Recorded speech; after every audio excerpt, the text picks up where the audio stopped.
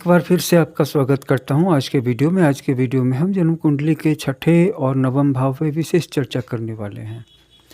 अब डिपेंड करता है कि आपके छठे भाव में अगर कोई भी ग्रह बैठा हुआ है तो आपको प्रॉब्लम्स का थोड़ा-सा एक्सपीरियंस होगा और उसमें आपकी थोड़ी-सी इनसाइट होगी। और नवम भाव अपॉर्च्युनिटीज़ का है, तो अपॉर्च्युनिटीज़ वो भी बिल्कुल राइप स्टेट में, मैच्योर्ड स्टेट में। नवम भाव के ठीक सप्तम में तीसरा भाव पड़ता है, तो तीसरा भाव अगर स्ट्रॉन्ग है, तृतीय से अगर स्ट्रॉन्ग है तो आप उस अपॉर्च्युनिटी को पहले से ही देख लेते हैं, दूर से ही भाँप लेते हैं। लेकिन उस तक पहुँच करके उसको गेट कर लेना वो बिल्कुल आगे के लेवल की बात है। अब यहाँ पर होता क्या है कि जिसका नवम भाव स्ट्रॉन्ग है वो अपॉर्च्युनिस्ट होगा और बहुत ही पॉजिटिवली होगा। मतलब कि आगे बढ़ना कोई गलत बात तो है नहीं, पैसा कमाना इसमें कोई बुराई तो है नहीं, यही बात मैं कह रहा हूँ। और छठा भाव जो है प्रॉब्लम माइंडेड बनाता है, अर्थात ये डिपेंड करता है कि अगर एक प्रॉब्लम आ गई तो अब जहाँ तक का जो सबकॉन्शियस माइंड है वो आगे बढ़ने के बजाय प्रॉब्लम से ही डरता जाएगा और कोई भी पॉजिटिव काम करेगा ही नहीं, शुरुआत करेगा ही नहीं। क्यों नहीं करेगा? वो ये सोचेगा कि अगर मैं कोई भी काम करूँगा तो कोई ना कोई प्रॉब्लम तो फिर आ ही जाने वाली है। और वो पूरे जीवन की प्रॉब्लम्स को अपने व्यू में रखता है, पूरे जीवन शुरू से अंत तक, और उसमें आने वाली हर चीज़ का लेखा-जोखा तैयार करता है और बस जीवन में दुःख ही दुःख देख पाता है। लेकिन एक बात है कि छठे भाव में किसी भी ग्रह के होने से वो उन प्रॉब्लम्स पर अपना एक मेंटल नोट भी बनाता है, अर्थात उस पर एक जर्नल लिखता है मेंटली, और इससे उसको एक इंसाइट मिल जाती है और उसको ये पता चल जाता है कि ये जो प्रॉब्लम्स आ रही हैं इनका क्या स्ट्रक्चर है, इनका क्या पर्पस है और मेरे साथ ये प्रॉब्लम्स क्यों आ रही हैं। कई बार तो आपका जो सबसे वीक स्पॉट होता है उस पर ये प्रॉब्लम्स आकर के आघात करती हैं। जैसे कोई व्यक्ति सॉफ्ट स्पोकन है, तो सॉफ्ट स्पोकन है तो बहुत आसानी से आसपास के लोग समझ लेंगे कि अगर इसका कहा हुआ कोई काम तुम देर से भी करोगे तो ये उतना नहीं बिगड़ेगा, उतना नाराज़ नहीं होगा, उतना गुस्सा नहीं होगा। तो इसी बात को समझ कर के बहुत सारे लोग ना कॉम्बैट मोड में ही रहते हैं और बहुत सारे लोग रिलैक्स मोड में भी चले जाते हैं और बहुत सारे लोग हर समय रिलैक्स मोड में ही रहना चाहते हैं, क्योंकि उनका सोचना ये होता है कि ज़िंदगी दुनिया में जितनी टेंशन है, जितनी प्रॉब्लम है, तो मैं अपने आप को रेस्ट दे करके अपने आप को हील कर लूँ, मैं अपने आप को रिजुविनेट कर लूँ। और बहुत सारे लोग समझते हैं कि ये जितना ज़्यादा मैं रिजुविनेशन पे, हीलिंग पे, ठीक होने पे, हेल्दी होने पे ध्यान दूँगा, उतना ज़्यादा ये चीज़ मेरा शरीर और डिमांड करेगा। इसलिए ये शरीर पे खुद छोड़ दो, दिन भर थको, काम करो, फाइट मोड में रहो, कॉम्बैट मोड में रहो, फिर जब शरीर सोएगा तो खुद अपने आप को हील कर लेगा। इस तरफ जहाँ ज़्यादा ध्यान लगाए तो शरीर इस चीज़ की और डिमांड करेगा। तो कोई भी प्रॉब्लम है, इस प्रॉब्लम का एक स्ट्रक्चर है, इसका एक पैटर्न है, इसका एक सॉल्यूशन भी होगा। अब बहुत सारी चीज़ें आ जाती हैं कि छठे भाव में किस तरह का ग्रह है, वो ग्रह आपका मित्र ग्रह है या आपका अकारक ग्रह है, वो ग्रह अपने आप में शुभ ग्रह है या अपने आप में क्रूर ग्रह है, ये बातें तो देखनी होंगी ना। अब इनको एग्जाम्पल्स के द्वारा समझा पाना बहुत मुश्किल है, तो क्यों ना सबसे पहले राहु से शुरू करें। तो अब राहु जिसकी कुंडली में छठे भाव में है, अभी हम इसकी चर्चा नहीं करेंगे कि राहु उसके लिए शुभ है या अशुभ है, ये तो लग्न पर भी डिपेंड करता है और षष्ठेश पर भी डिपेंड करता है कि षष्ठेश कहाँ बैठा है, उसके हिसाब से राहु काम करेगा, क्योंकि राहु और केतु खुद तो अपनी तरफ से काम करते हैं नहीं। तो षष्ठेश जहाँ पर भी बैठा है उसको ध्यान में रखते हुए भी आप पता करें कि राहु आपका मित्र बनेगा या शत्रु बनेगा। लेकिन अगर अभी, क्योंकि ना आप जान रहे हैं ना मैं जान रहा हूँ, तो क्यों ना पहले छठे में बैठे हुए राहु की बात कर ली जाए। तो राहु वाले जातक ना पहले गेम को बिगाड़ते हैं अपनी ज़िंदगी में और दूसरों की ज़िंदगी में, फिर उनको पता चल जाता है कि ये गेम जो है मेरे लिए हानिकारक होगा, ये गेम मेरे लिए फैटल होगा, इसमें लॉस होंगे, इसमें डिफीट मिल जाएगी। तब जा कर के वो सीखते हैं और इससे दूसरों को भी क्लैरिटी मिल जाती है कि उनकी लिमिट कहाँ तक है, उनकी बाउंड्रीज कहाँ तक है।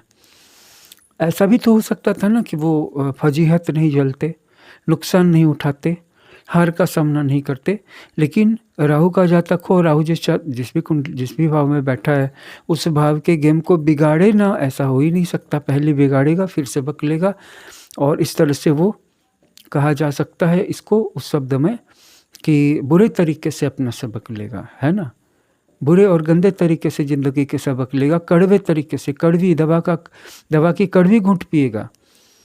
और ठीक इसके विपरीत नवम भाव में जो हमारे जीवन में पॉजिटिव अपॉर्च्युनिटीज़ हैं कि जिनको देखा और लपक लिए, और ये उसी स्थिति में संभव है जब नवमेश और नवम भाव में बैठे हुए ग्रह, इनको आप देखें कि ये किस सिचुएशन में हैं। अब छठे और नवम भाव में किसी तरह का भी कोई संबंध अगर बन जाए कहीं से भी, तो यहाँ पे एक लाभ आपको मिलता है। क्या लाभ मिलता है? कि आपको कोई स्कैम में नहीं फँसा सकता है। मतलब ये भी ऐसे नहीं आ जाता है, इसके लिए भी आपको लंबे अनुभव से गुजरना पड़ता है। उदाहरण के लिए किसी ने आपके सामने चारा फेंका, आपको यकीन हो गया, आप उसमें फँसने वाले थे। फिर अगले स्टेप पे आपको पता चला कि ये जो चारा था, ये जेन्युइन इनकम नहीं थी, जेन्युइन प्रॉफ़िट, जेन्युइन बिज़नेस नहीं था, ये एक स्कैम था। तो उसके अगले स्टेप में जब आपको फँसाने की कोशिश की जाएगी तो आप वहाँ पे अपने आप को रोक लेंगे। क्यों रोक लेंगे? क्योंकि आपका छठा और नवा भाव बैलेंस में है। दोनों में किसी भी तरह का संबंध होता है ना, तो आपको तो ये तो पता ही है कि जन्म कुंडली के किन्हीं दो भावों के बीच में अगर किसी भी तरह का संबंध बन जाए, अच्छा या बुरा, तो जब तक एक पूर्ण संतुलन की स्थिति में पहुँच जाता है उन दोनों भावों को लेकर, उन दोनों भावों में ठीक है कि अपॉर्चुनिस्ट की दृष्टि से, लालच की दृष्टि से भी चीज़ें काम करेंगी। वो जब तक अगर उसको कहीं से पैसा दिखेगा, संभावना दिखेगी तो वो आगे बढ़ेगा। लेकिन अगर आगे बढ़ते कहीं पे उसको भनक भी लग जाएगी कि एक ट्रैप है और यहाँ पे शुरू में मैं 1 कमा के बाद में 20 गँवाने वाला था, तो वो वहाँ पे रुक जाएगा और वो लालच में भावनात्मक रूप से इतना ज़्यादा नहीं बह जाएगा कि फिर वो खुद का ही नुकसान उठा ले। ये कब संभव है? जब प्रॉब्लम माइंड यानी प्रॉब्लमेटिक माइंड और अपॉर्चुनिस्टिक माइंड, यानी कि एक दिमाग जो प्रॉब्लम को देख रहा है और एक दिमाग जो अपॉर्चुनिटी को देख रहा है, ये दोनों आपस में संबंध में हैं और इनमें कोई न कोई ग्रह बैठा है।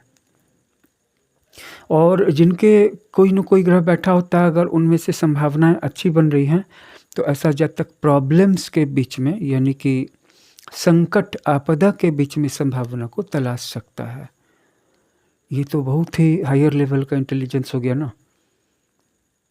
जहाँ पे सब कुछ ठीक है, हवा आपके पक्ष में बह रही है, वहाँ आप अपनी नाव का मस्तूल पाल खोल देंगे तो आप आगे बह जाएंगे। बिल्कुल हवा का फ़ायदा, बहती हुई हवा का फ़ायदा उठाएंगे, जैसे कि ट्रेडर्स करते हैं या बिजनेसमैन करते हैं। लेकिन जहाँ पे संकट की हवा बह रही है, वहाँ पे भी आप संभावनाओं को तलाश लेंगे। इसके लिए छठे और नवम भाव का बहुत ही स्ट्रांग होना ज़रूरी है और आपस में संबंधित होना ज़रूरी है। नहीं तो लॉस के समय बहुत लॉस हो जाएगा, प्रॉफ़िट के समय बहुत प्रॉफ़िट हो जाएगा, फिर लॉस आएगा, फिर सारा प्रॉफ़िट निकल भी जाएगा। आपस में संबंध होता है ना, तो ज़िंदगी में एक तालमेल बनता है। अब हम देखेंगे इस चीज़ को कि चूँकि छठा भाव और नवम भाव ये किस तरह से आपस में संबंध बना रहे हैं और किस भाव में इन दोनों के स्वामी संबंधित हैं, दृष्टि से संबंधित हैं या युति से। युति से ज़्यादा तो दृष्टि ही अच्छी होती है, और अगर एक दूसरे के घर में है, जैसे कि एक ग्रह की 2-2 राशियाँ हैं, तो ये और भी अच्छी बात है। और इस बात का फ़ायदा आप इस ढंग से भी उठा सकते हैं, क्योंकि छठा भाव इन्वेंशन का भी है, लेकिन वो इन्वेंशन कड़वे सबक, कड़वे लेसन्स लेने के बाद आने वाला है। यानी कि कई सारी असफलताओं के बाद मिलने वाली सफलता है। और नवम भाव में है कि पहले ही बार में, पहले ही स्ट्रोक में सफलता मिल गई, पहले ही स्ट्रोक में आपको लाभ मिल गया, दिख गया, आपने उसे गो गेट कर लिया, आप गो गेटर बन गए, है ना। और इन दोनों चीज़ों का इम्प्रोवाइजेशन से कोई संबंध नहीं है। इम्प्रोवाइजेशन का संबंध जो है 11वें भाव से है, 5वें भाव से है। तो 11वें और 5वें भाव में क्या खूबी है कि ये दोनों भी एक दूसरे के 7वें में है। 5वां भाव अपनी बुद्धि से अपने आप को इम्प्रूव करता है, यानी अपनी क्रिएटिविटी, अपने अंदर की सोच से, अपने अंदर की लॉजिक से, अपने अंदर के ऑब्जर्वेशन से, अपने अंदर में जा कर के अपने आप को इम्प्रूव करता है। और 11वां भाव अवसर आने पर, परिस्थिति में जाने पे, जैसे कि कोई फुटबॉलर है तो फुटबॉल खेलते खेलते उसको पता चलेगा कि यहाँ पे किस तरह की समस्या आ रही, मुझे किसको बैक करना है, मुझे कहाँ से जाके गोल करना है, किस तरह से गेंद को काबू में करना है, या अपने प्रतिद्वंदी से बॉल को, गेंद को किस तरह से छीनना है, तब वो अच्छा फुटबॉलर बनेगा। या फिर एक बैट्समैन को, क्योंकि वो अब जैसे Sachin Tendulkar he was a quick learner कि अगर किसी खतरनाक वेस्ट इंडीज़ के बॉलर ने उसको बाउंसर दे दिया, एक ही बार बाउंसर दे सकता है, क्योंकि वो क्विक लर्नर थे। एक बार के बाद वो सीख लेंगे और फिर अगर वो दोबारा बाउंसर देगा तो वो चौका या छक्का जाएगा, क्योंकि उनको ज़्यादा टाइम नहीं लगता था। तो ऐसे ही 11वां भाव परिस्थिति और अवसर मौके पे ऑन द स्पॉट क्रिकेट के पिच पर या फुटबॉल के स्टेडियम में सीखने की चीज़ है और सिखाने की चीज़ है, जो ज़िंदगी आपको सिखाती है। लेकिन अगर आप अपने दिमाग को बंद कर लेंगे कि नहीं मैं तो क्लासरूम में ही सीखूँगा या मैं तो जब शांति से बैठूँगा तभी सीखूँगा, तब आप क्या खा सीखेंगे? दोनों दरवाजे खुले रखिए और जब आप अंदर में आ गए, यानी अपने कमरे में आ गए, अपने स्टूडियो में आ गए, अपने स्टडी रूम में आ गए, अपने सेटअप पे आ गए, वहाँ पे भी आप सीखिए। यही बात यहाँ पर भी है कि हम सीख करके आगे बढ़ते हैं। लेकिन अंतर क्या है?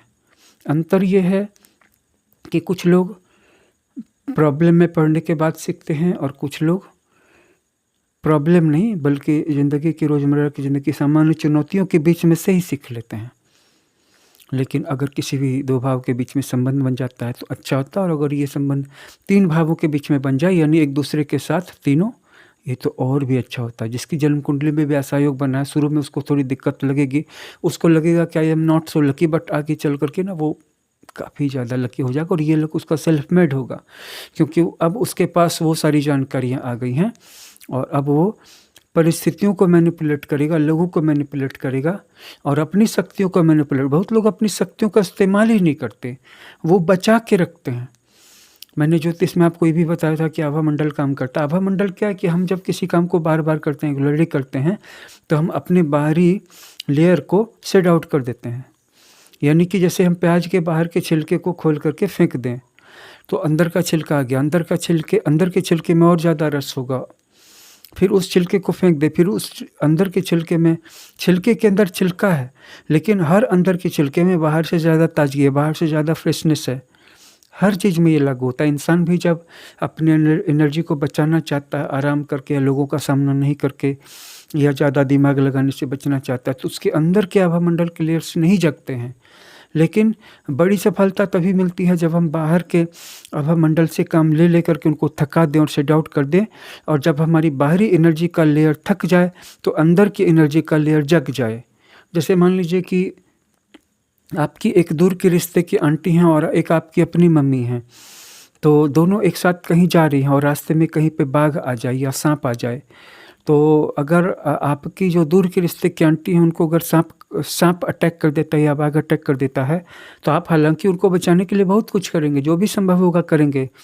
लेकिन आप अपनी मम्मी को, अपनी माता को बचाने के लिए जिस लेवल से, जिस एनर्जी लेवल से वहाँ पे एक्टिव हो जाएंगे, वो एनर्जी का लेवल वो दूर के रिश्ते की आंटी को या पड़ोसन को बचाने के लिए एक्टिवेट हो ही नहीं सकता है, क्योंकि हमने अंदर में बचा के रखा हुआ है स्पेशल एनर्जी को और कॉमन एनर्जी को। तो जब हम बाहर की एनर्जी को शेड आउट करते, वो कैसे होगा? बहुत ज़्यादा परिश्रम करने से होगा। बहुत ज़्यादा परिश्रम करने से हमारी बाह्य ऊर्जा की जो लेयर है वो समाप्त हो जाती है, यानी बैटरी डिस्चार्ज हो जाती है। लेकिन आपको काम करना ही है, करने के ही धुन है, तो फिर अंदर की जो एनर्जी की लेयर है वो जाग जाती है। फिर आप उससे भी काम लेते हैं, फिर वो भी थक के चुक जाती है, लेकिन आपका काम बंद नहीं, आपको भी सीखने की धुन है, काम करके आगे बढ़ना है, ग्रोथ करनी है। अब आप थर्ड लेयर से काम लेते हैं, तो जब आप 8वीं लेयर पे जाते हैं, तो ऐसी कोई चीज़ नहीं है दुनिया में जो आप हासिल नहीं कर सकते। कोई मुकाम, कोई ओहदा, कोई पोस्ट, कोई पैसा ऐसा नहीं है अमाउंट जो आपको नहीं मिल जाएगा।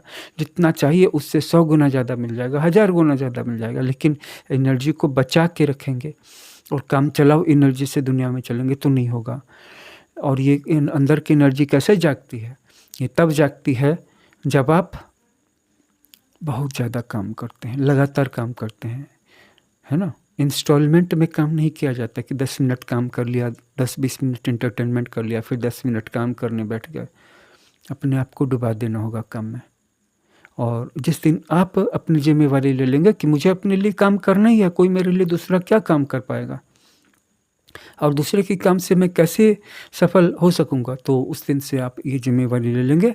और जिस दिन आप खुद अमीर बन जाएंगे, उस दिन आप अपने परिवार के मेंबर्स के लिए यानी कि अपने जीवन साथी के लिए, अपने बच्चों के लिए, अपने पेरेंट्स के लिए एक वरदान हो जाएंगे।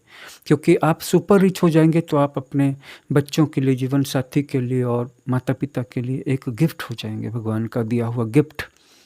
इसलिए लेकिन इसके लिए आपको परिश्रम से नहीं बचने वाली मेंटलिटी से, मतलब आपको परिश्रम से, जो लोग बचने की मेंटलिटी में, उससे आपको बचना होगा। परिश्रम करने से बचना छोड़ दीजिए। सीधे शब्दों में कहा जाए, काम कीजिए। धन्यवाद।